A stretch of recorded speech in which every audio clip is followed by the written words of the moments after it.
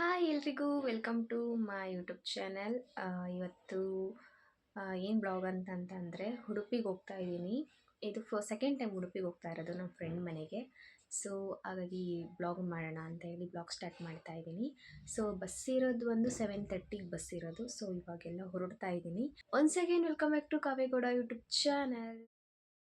ಎಲ್ರೂ ಬಸ್ ಸ್ಟಾಪಿಗೆ ಬಂದ್ವಿ. ನಾವು ಬರೋ ಅಷ್ಟರಲ್ಲಿ ನಾವು ಬುಕ್ಕಿಂಗ್ ಮಾಡ್ಕೊಂಡಿದ್ದೆ ಅಂತ ಬಸ್ಸೇ ಹೊರಟ್ಬಿಟ್ಟಿತ್ತು. 2 ಮಿನಿಟ್ಸ್ ಲೇಟ್ ಆಯಿತು ಅಂತ ಹೇಳಿ ನಮಗಂತೂ ತುಂಬ ಬೇಜಾರಾಯಿತು. ಡೈರೆಕ್ಟ್ ಬಸ್ಸು ಮತ್ತು ರಿಸರ್ವ್ ಮಾಡ್ಕೊಂಡಿರೋ ಬಸ್ ಮಿಸ್ ಆಯ್ತಲ್ಲ ಅಂತ ಬೇಜಾರಾಯಿತು. ಆಮೇಲೆ ಮಂಗಳೂರು ಬಸ್ ಇತ್ತು. ಸೊ ಮಂಗಳೂರಿಗೆ ಹೋಗ್ಬಿಟ್ಟೆ ಹೋಗೋಣ ಅಂತ ಹೇಳಿ ಹೊರಟ್ವಿ. ಫೈನಲಿ ಉಡುಪಿಗೆ ರೀಚ್ ಆದ್ವಿ. ಮನೆಗೆ ಹೋಗಿದ ತಕ್ಷಣ ಆಂಟಿ ಅಂಕಲ್ ಎಲ್ಲರೂ ತುಂಬ ಚೆನ್ನಾಗಿ ಮಾತಾಡ್ಸಿದ್ರು. ನಂಗಂತೂ ಫುಲ್ ಖುಷಿ ಆಯಿತು. ನೆಕ್ಸ್ಟ್ ನಾವು ರೆಡಿಯಾಗಿ ಟಿಫನ್ ಎಲ್ಲ ಮುಗಿಸ್ಕೊಂಡು ಫಸ್ಟ್ ನಾವು ಹೊರಟಿದ್ದೇನೆ ಉಡುಪಿ ಕೃಷ್ಣ ಮಠಕ್ಕೆ.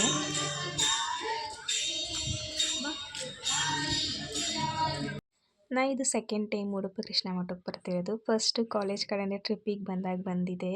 ಅದೆಲ್ಲ ಇವಾಗ ಒಂದು ಸೆಕೆಂಡಿಗೆ ಫುಲ್ ನೆನಪಾಗ್ತಿತ್ತು. ಹಾಗೆ ದರ್ಶನ ಎಲ್ಲ ತುಂಬ ಚೆನ್ನಾಗಾಯಿತು. ಸ್ವಲ್ಪ ರಶ್ ಇತ್ತು, ಆದರೆ ಕೃಷ್ಣನ ದರ್ಶನ ತುಂಬ ಚೆನ್ನಾಗಾಯಿತು. ಕೃಷ್ಣನ ದರ್ಶನ ಮಾಡಿದ್ಮೇಲಂತೂ ಫುಲ್ ಖುಷಿಯಾಗೋಯಿತು. ನೆಕ್ಸ್ಟ್ ನಾವು ಬಂದಿದ್ದೆ ಗೋಶಾಲೆ ನೋಡೋಣ ಅಂತ. ಬಟ್ ಗೋಶಾಲೆ ಒಳಗಡೆ ಹೋಗೋಕ್ಕಾಗಲಿಲ್ಲ, ಹೊರಗಡೆಯಿಂದನೇ ನೋಡಿದ್ವಿ. ತುಂಬ ಚೆನ್ನಾಗಿತ್ತು. ನೆಕ್ಸ್ಟ್ ಅಲ್ಲೆಲ್ಲ ನೋಡ್ಕೊಂಡೋಗಿ ಫೋಟೋಸ್ ಎಲ್ಲ ತೊಗೊಂಡು ನೆಕ್ಸ್ಟ್ ನಾವು ಬಂದ್ವಿ. ನೆಕ್ಸ್ಟ್ ಬೀಚ್ಗೆ ಹೋಗೋಣ ಅಂತ ಹೇಳಿ ರೆಡಿಯಾಗಿ ಅಲ್ಲೇ ನಾವು ಫ್ರೆಂಡ್ ಆಂಟಿ ಮನೆ ನಿಯರೆಸ್ಟೇ ಇರೋದು ಬೀಚ್ ಪಕ್ಕ, ಅಲ್ಲೇ ಹೋಗಿ ರೆಡಿ ಆದ್ವಿ. ಆದಮೇಲೆ ಆಂಟಿ ಜ್ಯೂಸ್ ಕೊಟ್ಟರು. ಜ್ಯೂಸನ್ನ ಕುಡ್ದು ನಾವು ತ್ರಾಸಿ ಬೀಚಿಗೆ ಬಂದ್ವಿ.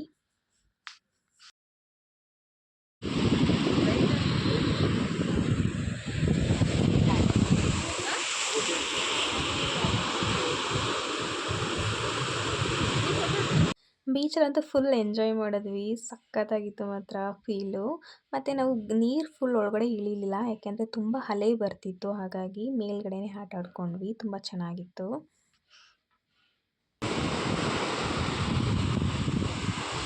ನಾವು ಫೋಟೋಸು ವೀಡಿಯೋಸ್ ಎಲ್ಲ ತಗೊಳ್ಳೋಷ್ಟ್ರಲ್ಲಿ ಕತ್ಲೆನೇ ಆಗೋಗಿತ್ತು. ಫುಲ್ ಕತ್ಲೆ ಆಗೋವರೆಗೂ ನಾವು ಬೀಚ್ ಹತ್ರನೇ ಇದ್ವಿ. ಫುಲ್ ಅಂದರೆ ಫುಲ್ ಎಂಜಾಯ್ ಮಾಡಿಕೊಂಡು ಆ ಅಲೆ ಸೌಂಡ್ಗೆ ಇನ್ನೂ ಅಲ್ಲೇ ಇರೋಣ ಅಂತ ಅನಿಸ್ತಿತ್ತು. ಫೈನಲಿ ಎಲ್ಲ ಎಂಜಾಯ್ ಮಾಡಿಕೊಂಡು ಮನೆಗೆ ಬಂದ್ವಿ. ನನಗೆ ಈ ತುಳಸಿ ಕಟ್ಟೆ ತುಂಬ ಇಷ್ಟ ಆಯಿತು. ನೈಟ್ ಹೊತ್ತು ತುಳಸಿ ಕಟ್ಟೆ ಮುಂದೆ ದೀಪ ಹಚ್ಚಿಟ್ಟಿರ್ತಾರೆ. ನೋಡ್ತಿದ್ರೆ ಎಷ್ಟು ಪಾಸಿಟಿವ್ ಮೈಂಡ್ ಬರುತ್ತೆ ಅಂದರೆ ಸಖತ್ತು ಖುಷಿಯಾಗುತ್ತೆ. Hi good morning. ಇದು ನೆಕ್ಸ್ಟ್ ಡೇ ಕಂಟಿನ್ಯೂಷನ್ ಬ್ಲಾಗು. ಬೆಳಗ್ಗೆ ಸ್ವಲ್ಪ ಲೇಟಾಗಿ ಎದ್ದಾದಮೇಲೆ ಹೊರಗಡೆ ಬಂದಮೇಲೆ ಒಂದು ಪಾಸಿಟಿವ್ ವೈಬು ಮೈಂಡಿಗೆ ಬರುತ್ತೆ. ಯಾಕಂದರೆ ಸುತ್ತ ನೋಡ್ತಿದ್ರೆ ಫುಲ್ ಖುಷಿ ಆಗ್ತಿರುತ್ತೆ. ಆ ಬೆಂಗಳೂರಲ್ಲಿ ಜಾಬು, ವರ್ಕು, ಆ ಟ್ರಾಫಿಕ್ಕು, ಆ ಗಾಡಿ ಫುಲ್ಲು ಸೌಂಡ್ ಆ ಮಧ್ಯೆ ಇದ್ದು ಈ ಪ್ರಶಾಂತವಾಗಿರೋಂಥ ವಾತಾವರಣಕ್ಕೆ ಬಂದಾಗ ಆ ಫೀಲೇ ಬೇರೆ. ಮನಸ್ಸಿಗೆಲ್ಲ ಫುಲ್ ಖುಷಿ ಆಗ್ತಾ ಇರುತ್ತೆ. ಹಾಗೆ ಇಲ್ಲಿ ಆಂಟಿ ಟಿಫನ್ಗೆ ಅಂತ ಮಂಗಳೂರು ಬಂದ್ ಮಾಡ್ತಾಯಿದ್ರು. ಆಂಟಿ ನಾವು ನಿಮ್ಗೆ ಎಲ್ಪ್ ಮಾಡೋದಾ ಅಂತ ಕೇಳಿದ್ರೆ, ಇಲ್ಲ ಬೇಡ ನೀವು ಸುಮ್ಮನೆ ಇರಿ, ನೀವೇನು ಮಾಡಬೇಡಿ ಅಂತ ಹೇಳ್ತಿದ್ರು. ಆಂಟಿ ಅಂದರೆ ತುಂಬ ಲವ್ಲಿ ಪರ್ಸನ್ನು.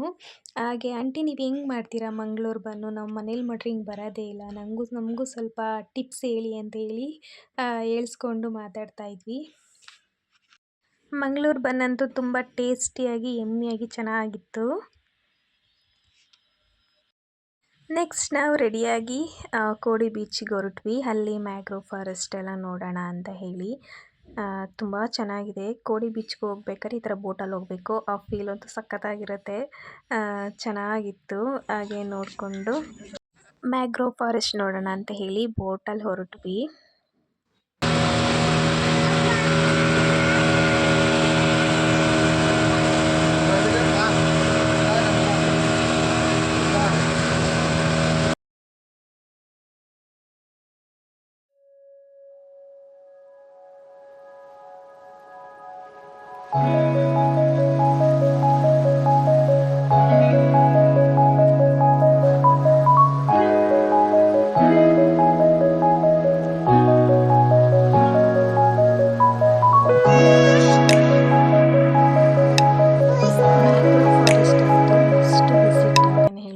ಅಷ್ಟು ಚೆನ್ನಾಗಿದೆ. ಸುತ್ತ ನೋಡಿದ್ರೂ ಎಲ್ಲಿ ನೋಡಿದ್ರೂ ಫುಲ್ ಮರ, ಗ್ರೀನರಿ ನೋಡ್ತಿದ್ರೆ ಅಲ್ಲೇ ಫುಲ್ ಕಳೆದೋಗ್ತಿದ್ವಿ. ಅಷ್ಟು ಖುಷಿ ಆಗ್ತಿತ್ತು. ಸಕ್ಕತ್ತಾಗಿತ್ತು ಮಾತ್ರ. ಫುಲ್ ಎಂಜಾಯ್ ಮಾಡಿದ್ವಿ ಮತ್ತು ಮ್ಯಾಂಗ್ರೋವ್ ಫಾರೆಸ್ಟು.